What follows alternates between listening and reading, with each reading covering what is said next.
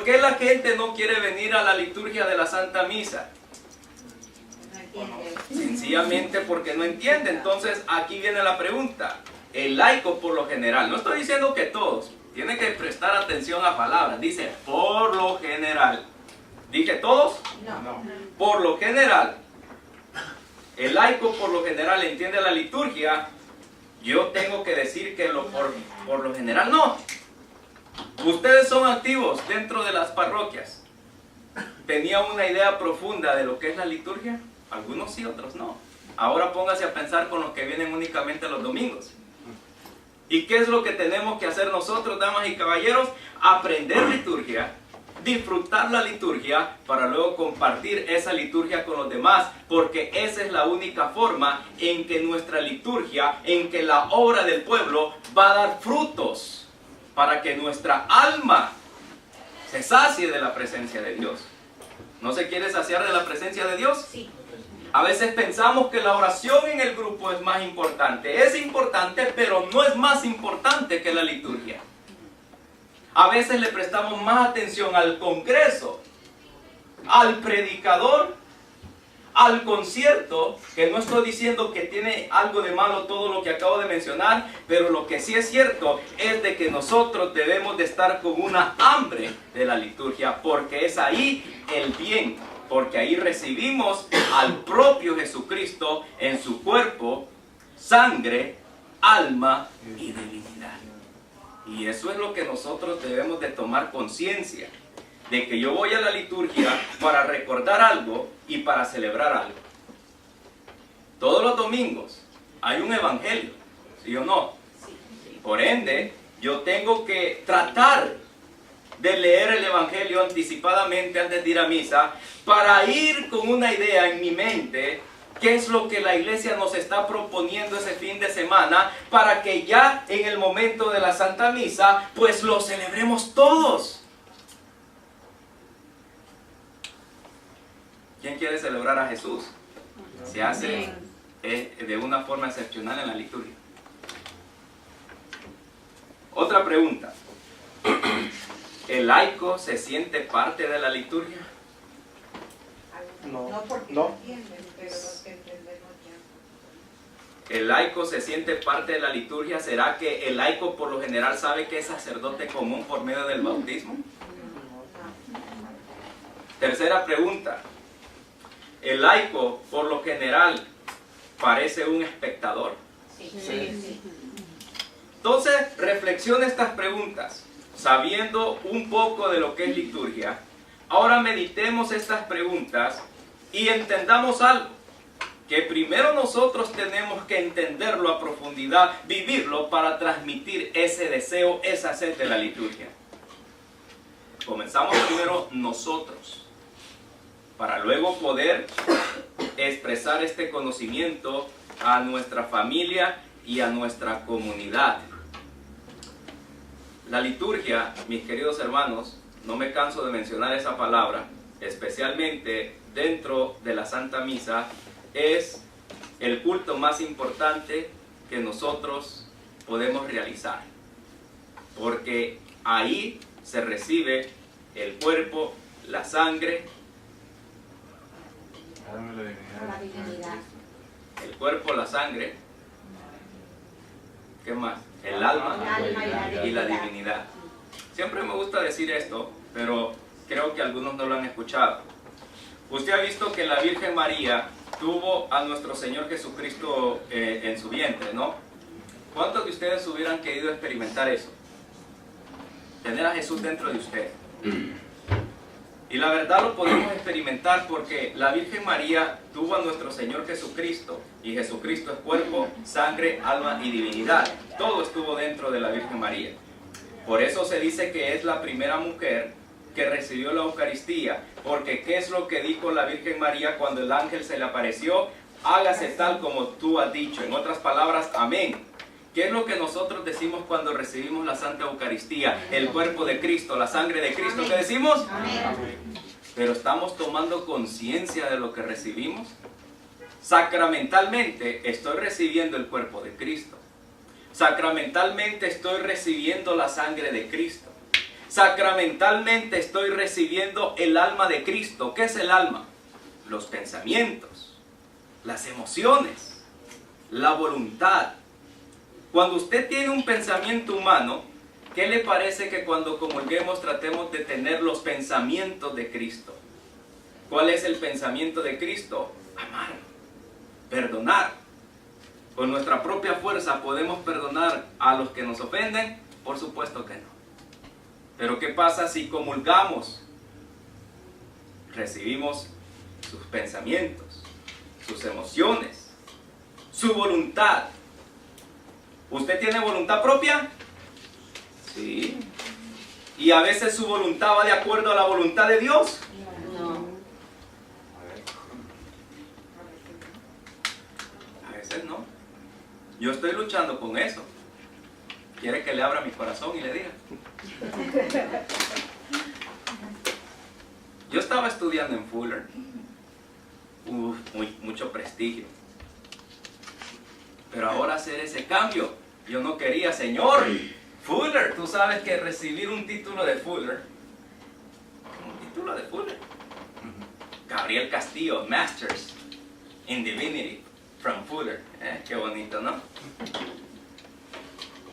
Pero yo me puse en ciertos días y le dije, Señor, yo quiero hacer tu voluntad en la academia. Tú sabes hacia dónde tú me vas a llevar. Tú sabes lo que tú quieres para mí. Si tu voluntad es que haga este cambio, haz que se den las cosas, que cierres las puertas que no convienen y abres las que tú quieres. Y en ese mismo día se me abrieron todas las puertas y por eso hice el cambio. Porque I don't want to do my will, yo quiero hacer la voluntad de Dios. En muchas ocasiones he hecho la voluntad de Dios y ¿sabe qué ha pasado? He fracasado. Yo quiero hacer la voluntad de Dios y ¿sabe dónde tenemos esa luz y esa fuerza? En la liturgia de la Santa Eucaristía. Repito estas preguntas para pasar al punto número 1. El laico por lo general entiende la liturgia. El laico se siente parte de la liturgia. El laico por lo general parece un espectador. Sí. Son preguntas que yo le invito a que sea parte de su reflexión. Ahora vamos a ir al punto número 1. Miren, no le mostré la foto y ahí está lo visual. Lo que pasa es que se apagó o no lo encendí. Según lo estaban viendo y solo yo lo estaba viendo. Entonces nada más quiero que mire esta foto. ¿Tiene fe, hermana Sonia? ¿Cree que va a funcionar? Sí. ¿Cree en Jesucristo? Sí, creo. Si no se lo quiero, Por eso dije, ¿por qué no están viendo para allá? Si aquí tengo todo lo visual. Pero vamos a dejar que encienda. Primero Dios funcione. Vamos a darle un toquecito acá para darle fe. No tienen fe. No, pues ya se van a tener que buscar uno nuevo, ¿eh? Vamos a tener que buscar uno nuevo. Ahí está encendiendo. Jeje, calmado, calmado. Paciencia. Paciencia. Mucha luz, mucha luz. Entonces, apaga una luz. Sé que la grabación se va a ver oscura, pero soy algo blanquito. Entonces, ahí está. Mire lo que está ahí. Apaga las dos, no importa. Para que vea esta foto nada más. Recuerde que le dije que todos somos sacerdotes comunes. Todos. Inclusivemente el sacerdote no deja de ser sacerdote común por medio del bautismo.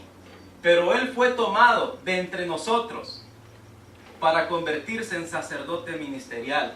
Y ahí está el reino de sacerdotes del Nuevo Testamento, celebrando una memoria y específicamente el misterio pascual, como decía San Juan Pablo II, y al mismo tiempo lo estamos celebrando.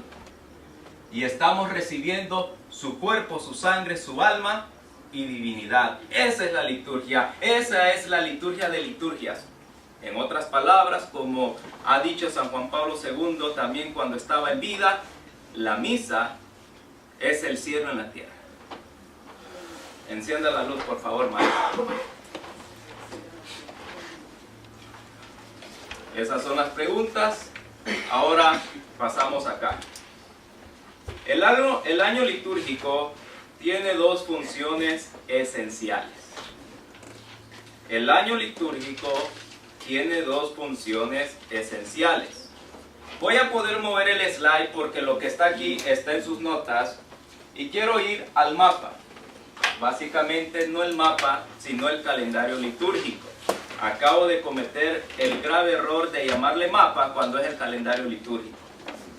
El año litúrgico que está contenido dentro del calendario litúrgico, el año litúrgico tiene dos funciones esenciales. Cuando usted mira este calendario litúrgico, lo que yo le recomiendo que se le venga a la mente es que ese calendario tiene dos funciones esenciales, porque ahí está el año litúrgico. Ya luego vamos a ver que comienza el calendario dentro de la iglesia, comienza en el Adviento. Regularmente la última semana de noviembre o la primera semana de diciembre. Con el Adviento luego viene la etapa de ¿qué? De la Navidad, tiempo ordinario, Cuaresma, el Tríodo Pascual, la Pascua y el tiempo más largo de la temporada, que es el tiempo ordinario. Básicamente tenemos dos tiempos ordinarios, el que está entre medio de la Navidad y Cuaresma. Ese es el más corto, pero el más largo es el que prosigue después de la Pascua. Entonces ahí tenemos el momento más grande. Y esto tiene un significado muy importante. ¿Por qué este es el más grande? Porque el color verde representa el tiempo ordinario. ¿Y el verde qué significa? ¿Qué simboliza? Esperanza. Se recuerda cuando el pueblo de Israel estuvo en el desierto por 40 años. Tenían la esperanza de llegar ¿a dónde? A la tierra prometida. En este tiempo litúrgico no es que la pasamos de oquis haciendo nada, sino que estamos, mis queridos hermanos, en esa peregrinación esperando cuando sea que nosotros partamos de este mundo para ir a la vida eterna. Entonces vamos a ir viendo que la liturgia también nos habla a través de los colores, a través de los símbolos. Eso lo vamos a ir aprendiendo poco a poco. Pero ya, regreso a la hoja número 1. El año litúrgico, ¿cuántas funciones tiene? 2. Número 1, catequético. ¿Por qué catequético? Porque ahí escribí mal, creo. Enseñarnos debería de ser. Y yo lo escribí mal, así que trate de componerlo ahí. Enseñarnos y recordamos los misterios centrales cristológicos. En otras palabras, esta función catequética pretende enseñarnos y recordarnos los misterios centrales cristológicos. Cuando hablamos cristológicos, ¿a quién nos estamos refiriendo? Cristo. Si yo le hago la pregunta, ¿cuáles son esos momentos importantes cristológicos en el Nuevo Testamento? ¿Cuáles son? No tiene que adivinar, ahí está, miren. Navidad, Epifanía, su ministerio, su pasión, resurrección y ascensión. Dígame una cosa, ¿qué es la Navidad? Nacimiento de Jesús. ¿Qué es la Epifanía? Espera. Oh, la Epifanía es tiempo de espera. Buena definición. No, No, perdón. el Adviento es tiempo de espera. Sí. Entonces, Navidad, su nacimiento, Epifanía es la manifestación en donde Él se manifiesta. Se recuerda en San Mateo capítulo 2, ¿quién lo llega a visitar a través de una estrella que los condujo? Los Reyes Magos. ¿Y cuántos Reyes Magos eran? Muy, Varios. muy, no sé si muy mal, según la tradición 3, pero la escritura dice que eran 3. Dicen sabios y Entonces, ¿por qué oyentes. dicen 3? Porque se aparecen los regalos. Porque se deduce que eran 3 debido a los 3 regalos que le ofrecieron. ¿Cuáles son esos 3 regalos? Oro. ¿Qué significa el oro? ¿Qué es Dios? Su realeza, que Él es rey. ¿Qué más? La mirra, que es Incienso, que hombre. significa su divinidad. Y mirra significa Su lo humanidad. que iba a pasar con su vida, ¿no? Amargura. Entonces, ahí estamos viendo los 3 regalos, pero no quiere decir que eran automáticamente 3 personas. La tradición lo presenta como Melchor, Gaspar y Baltasar, pero la escritura no dice tal información. Nada más es una tradición con T minúscula, no con T mayúscula, sino T minúscula.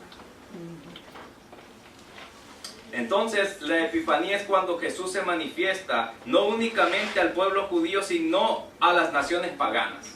Porque los reyes magos eran judíos. Entonces, ahí estamos recordando la Epifanía. E inclusive acabamos de celebrar esa fiesta. ¿Qué otra fiesta cristológica está en el calendario litúrgico? El misterio de Cristo. Por ejemplo, Cristo, ¿cuánto tiempo de ministerio tuvo aquí en esta vida? De ministerio, 3. Y Él realizó muchos milagros, predicó liberaciones, pero también llegó el momento de su pasión, que lo recordamos aquí en la Cuaresma. Pero también recordamos, aparte de su pasión y de su muerte, también recordamos la resurrección. Entonces el calendario litúrgico o el tiempo litúrgico tiene la primera función: recordarnos aquellos misterios centrales cristológicos.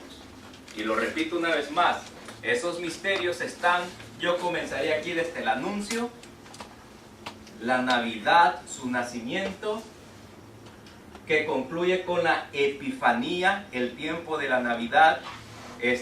¿Cuándo comienza el tiempo de la Navidad? Desde el nacimiento hasta la Epifanía.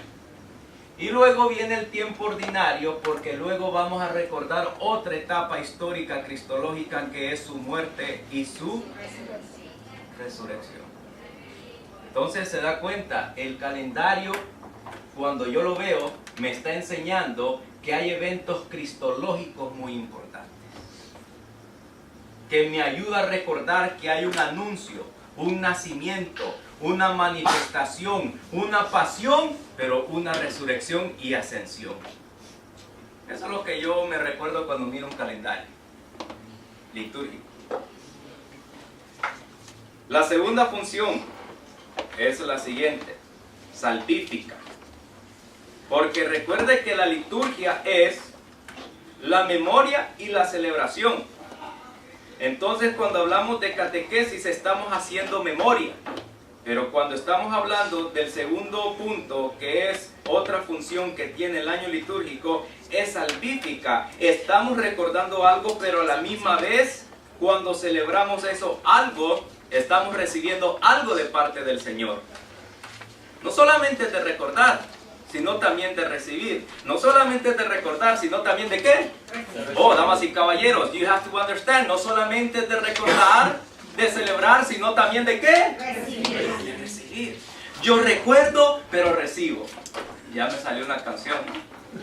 Yo recuerdo, pero recibo. Me recuerdo de la Navidad. Me recuerdo de su Epifanía. Me recuerdo, ¿de qué más? De su pasión, su muerte y resurrección. Pero al recordar también recibo. Y ahora me va a entender en esa parte. En el Adviento, y nada más es un ejemplo, en el Adviento, la Cuaresma, que básicamente es color morado, en ese preciso momento estamos recordando que Cristo está a punto de llegar, que las profecías están a punto de cumplirse. ¿Y qué es lo que nos pide la iglesia en este tiempo? Ahí dice: al conmemorar un misterio de nuestra salvación, recibimos una gracia específica. Por ejemplo, el Adviento y la Cuaresma, ¿recordamos algo en el Adviento y la Cuaresma? Sí, pero también recibimos. ¿Y qué es lo que recibimos? Son momentos oportunos para confesarnos. Aparte de estar recordando, de hacer memoria, también la iglesia utiliza ese momento para transmitirnos algo. ¿Y ese algo qué es? el perdón de Jesucristo. El estar con un corazón alerta, preparados para recibir el nacimiento de Cristo, para recibir la Navidad completamente, ¿qué?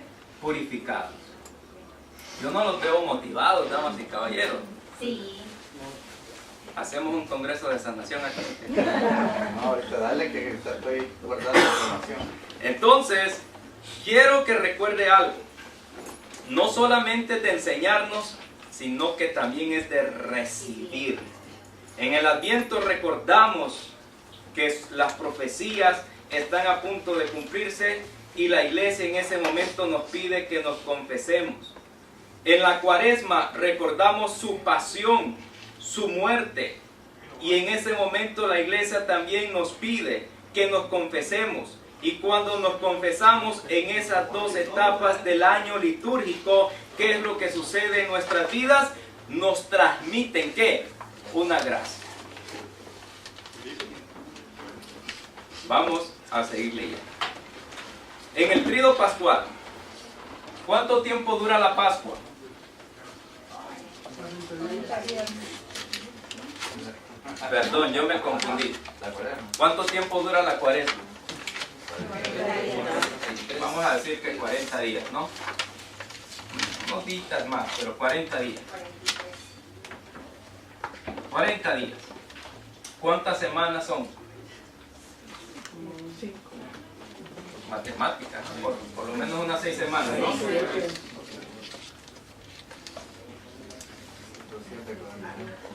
Después, ¿cuándo comienza la Cuaresma? El miércoles de Muy ceniza. bien, miércoles de ceniza. ¿Cuándo cae el miércoles de ceniza este año? Entonces vamos a recibir la ceniza y luego ir a celebrar con la esposa. Miércoles. ¿Ok? El miércoles de ceniza. Entonces, la Cuaresma comienza miércoles de ceniza y dura por aproximadamente 40 días, que es aproximadamente 6 semanas. Después de esas 6 semanas, ¿qué es lo que prosigue? La Semana Santa. Sí, la Semana Santa comienza desde el domingo, pero ¿qué es lo que prosigue? La Semana Santa viene siendo parte de los 40 días. Pero ¿qué es lo que viene? El tríodo pascual.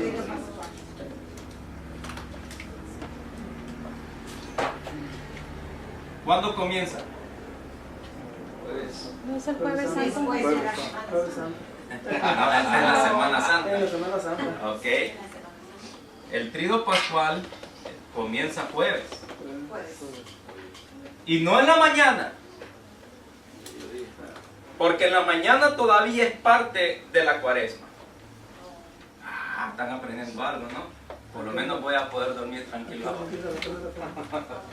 El tríodo pascual comienza específicamente en el comienzo de la liturgia de ese jueves por la noche. ¿Y qué es lo que hacemos ese jueves en el tríodo pascual? Lavatorio de los pies, que recordamos el mandamiento más importante, el amarnos los unos a los otros. También, aparte de celebrar el mandamiento del amor, recordamos la institución del sacerdocio ministerial del Nuevo Testamento. Ese día, el sacerdote renueva sus votos como sacerdote ministerial, porque es el día que Cristo instituyó el sacerdocio del Nuevo Testamento en la última cena. Maestro, entonces ahí también es la primera misa. Claro. ¿Sí? Sí. Muy bien. ¿Por qué lo dijiste con temor y temblor? No, porque estaba confundiendo lo que nos había dicho que cuando nació la iglesia en la cruz del Calvario. Entonces se me vino así. En como- cierto sentido, sí. Sí. Ok. Puedes decir que sí. Porque Ahí ¿qué es lo también. que brotó del costado de Cristo? Agua, Sangre y agua. La sangre representa el bautismo. Y la sangre representa la forma en cómo somos alimentados a través del cuerpo y la sangre de Cristo. Pero el día jueves del tríodo pascual en la noche termina la Cuaresma y comienza el tríodo pascual, en donde se conmemora el mandamiento más importante, donde se conmemora el sacerdocio del Nuevo Testamento, pero también se conmemora la institución de la Santa Eucaristía. 3 cosas muy importantes el jueves. Ahora vuelvo a hacer la pregunta. Una de las preguntas. ¿El laico por lo general entiende la liturgia? No. Ahora imagínense, yo le estoy dando estos detalles y no es para hacerle burla porque eso no es de Dios, pero nada más para reflexionar. Si nosotros estamos algo perdidos, imagínense cómo está nuestra gente. Yo voy el jueves del Trido Pascual porque tengo que ir. Pero ¿qué pasa si dice, yo voy el jueves del Tríodo Pascual porque sé que ese día celebramos y conmemoramos que Cristo nos dio el mandamiento más importante, se renueva los votos del sacerdocio ministerial del Nuevo Testamento y es el día en que Cristo instituyó el sacramento de la Santa Eucaristía? Si todos sabemos eso, ¿cómo va a ser la Santa Liturgia? Más sabroso. Pero con la cara que les veo, Están poniendo atención. No está escribiendo. ¿Vos querés que te enseñemos emociones? yo quiero que me tiren este pizarrón para afuera. Recuerda que las emociones no. Las emociones no. llevan a ningún lugar. Estoy dando mis mejores herramientas y no están haciendo efecto. Después del Tríodo Pascual, es decir, después del jueves, ¿qué día sigue? Viernes Santo. ¿Y es parte del Tríodo Pascual? Sí. Por favor, siga. Common sense, dice el gringo. Tríodo Pascual, 3. Sí, Dios fue Ah, el bueno. maestro. Maestro, Common sense. el jueves parece escrito como en hebreo. Es que estoy estudiando hebreo y no te habías dado cuenta.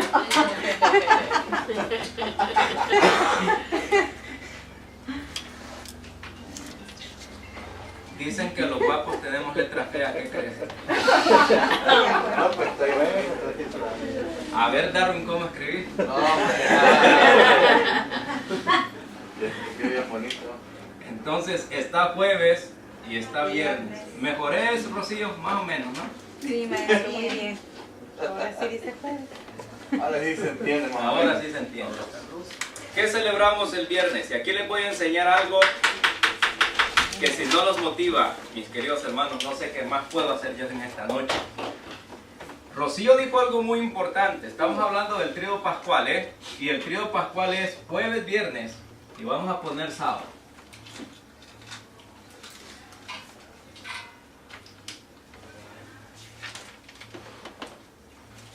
Y estoy hablando nada más de esa semana, de ese jueves y de ese viernes y de ese sábado del Tríodo Pascual.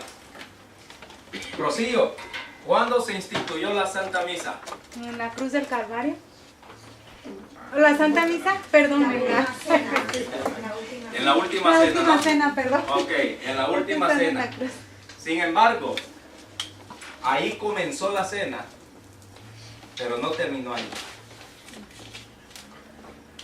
El sacramento comenzó aquí, pero terminó aquí el día siguiente.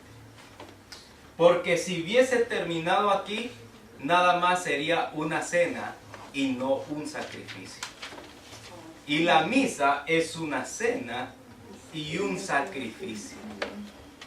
Cuando los judíos celebraban la Pascua, estamos hablando que en esa cena se utilizaban 4 copas.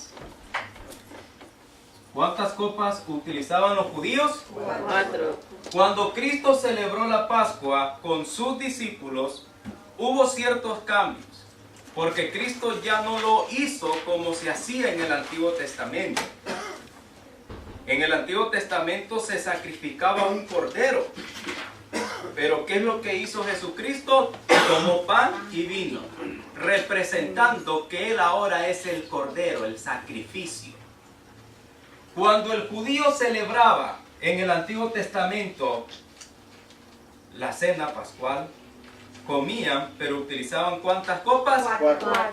Cuando Jesucristo celebró y instituyó la Santa Eucaristía, en ese jueves solo utilizó 3. En otras palabras, ¿cuántos faltaban? 1. Porque ¿qué es lo que pasó el viernes? Él fue el último vaso. Cuando Jesucristo estaba en el huerto de Getsemaní, que los discípulos se habían... Dormido. ¿Qué es lo que dijo Jesús? Padre, si es tu voluntad, aparta este cáliz o esta copa de mí, pero que no se haga la mía, sino que... Tu voluntad. ¿Y cuál fue la voluntad de Dios? El sacrificio de la muerte de Pero no termina ahí. Entonces Jesucristo aceptó que la voluntad de Dios era de que Él, Jesucristo, terminara el sacrificio con la última copa. Porque cuando Cristo ya está en la cruz del Calvario, ¿qué es lo que dice Jesús? Todo se ha consumado. Y así se llamaba la última copa, la copa de la consumación. Entonces, cuando celebramos la misa todos los días, estamos recordando eso.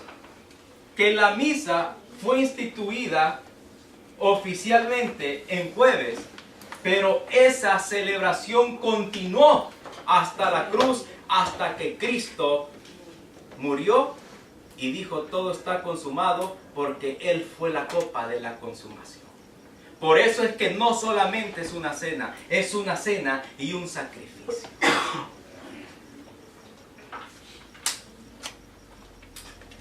La teología protestante es muy diferente a la teología católica. Para ellos hay comunión abierta en muchas denominaciones, pero solamente es un símbolo, es un recordatorio nada más. Para nosotros es un recordatorio, pero es un sacrificio a la vez. Porque cuando leemos los padres apostólicos, así lo entendieron. Yo no leo la escritura a partir de Martín Lutero para acá. Yo leo la escritura desde el comienzo del cristianismo, con los apóstoles, con los padres apostólicos, con los padres de la iglesia, que han enseñado de que la Santa Eucaristía es una cena y un sacrificio. Gran diferencia teológica. What time is it? 8:30. Motivado, 5 minutos más le damos. Haga por favor. Ganas, Dios mío, qué motivación. Perdón. Padre. No, Padre. Padre. Oremos. Estaba pensando pero en la misa no se utiliza ese tipo de la cantidad de copas, ¿no? La misa es No, claro, pero estamos simbolizando que la última copa es la consumación. Estamos hablando que hay ciertas diferencias entre la cena judía y la cena cristiana. Hubieron ciertos cambios. Ya ve, Cristo no utilizó ya un cordero, sino que pan y vino, representando que ahora Él era el cordero. Pero en la Santa Misa nosotros lo vemos así, que es una cena y un sacrificio. Porque la misa comenzó aquí, pero terminó acá. Entonces esa es la obra, esa es la liturgia, esa es la obra del pueblo. Que nosotros vamos a misa y recordamos eso. Ahora, teniendo este concepto, vaya de nuevo conmigo más atrás, porque no voy a terminar la clase este día. ¿Para qué la voy a presionar cuando le puedo dejar esta información? Vamos al punto que dice Juan Pablo II. San Juan Pablo II, que es el punto 1, 2, el punto número 3 de la introducción. Vamos a ver si con esta información usted ya entiende mejor lo que dijo San Juan Pablo II acá. El año litúrgico es camino a través del cual la iglesia hace memoria del misterio de Cristo y lo revive. Si no le quedó la filosofía, va a necesitar un mes para comprender esta oración. El año litúrgico es camino a través del cual la iglesia hace memoria del misterio pascual de Cristo y lo revive. Nosotros recordamos el misterio pascual cada misa, pero aparte de recordarla, lo revivimos porque volvemos al mismo y único sacrificio de Cristo Jesús en la cruz del Calvario. No es que Cristo vuelve a morir cada misa, sino que revivimos ese evento de la última cena y su muerte en la cruz del Calvario. No recordamos únicamente, sino que revivimos. Haga de cuenta que la mesa eucarística vuelve a ser aquella mesa donde estaba Cristo, donde instituyó la Eucaristía. Y que también se convierte en el Calvario, donde fue crucificado y derramó su sangre por amor a cada uno de nosotros. Ese es el misterio. Lo revivimos. La pregunta es, ¿lo estamos haciendo eficaz en nuestras vidas? El calendario litúrgico tiene dos funciones. Una catequética, porque al verlo me recuerda las fiestas cristológicas, pero también tiene una parte salvífica, porque aparte de recordar, también en esos recordatorios recibo algo de parte de Dios, que es su gracia. No hay otro lugar que recibamos la gracia máxima de Dios más que en la Santa Misa. Esa es la liturgia por excelencia. Todos los sacramentos, independientemente, son liturgia también, pero la liturgia de las liturgias es la Santa Misa.